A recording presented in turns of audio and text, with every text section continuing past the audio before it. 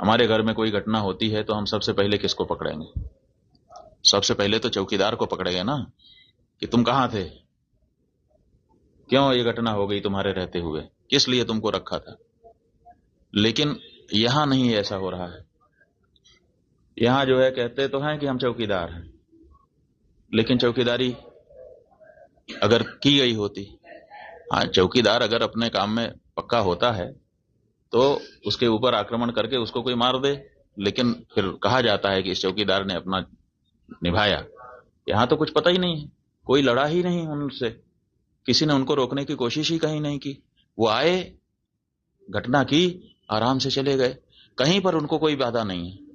कहां है चौकीदार? और चौकीदार के बारे में चर्चा ही नहीं हो रही है। अब कह रहे हैं हम उनको सबक सिखा देंगे, हम ये कर देंगे, हम वो कर देंगे। पाकिस्तान की धरती से आए थे। अरे भाई, पाकिस्तान की धरती से आए थे, इतनी जल्दी कैसे पता चल गया आपको? और अगर इतनी जल्दी आपको पता चल जाता है तो घटना के पहले क्यों नहीं पता चल गया?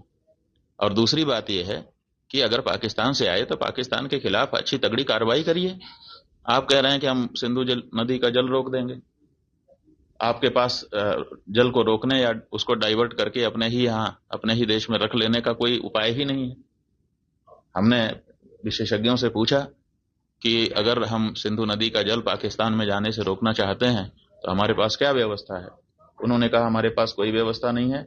अगर हम आज से शुरू करें कि ऐसी व्यवस्था हम बना लें तो पैसा कितना लगेगा वो तो अभी पूछिए ही मत।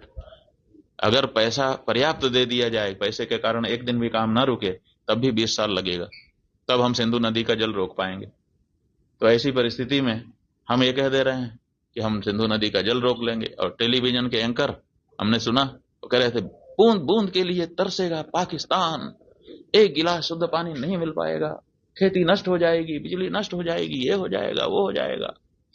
गजब बता रहे थे, ऐसा लग रहा था कि जैसे प्यास तो लग ही गई पाकिस्तान को। और इधर विशेषज्ञ बता रहे हैं कि हमारे पास पानी को रोक लेने का कोई उपाय ही नहीं है।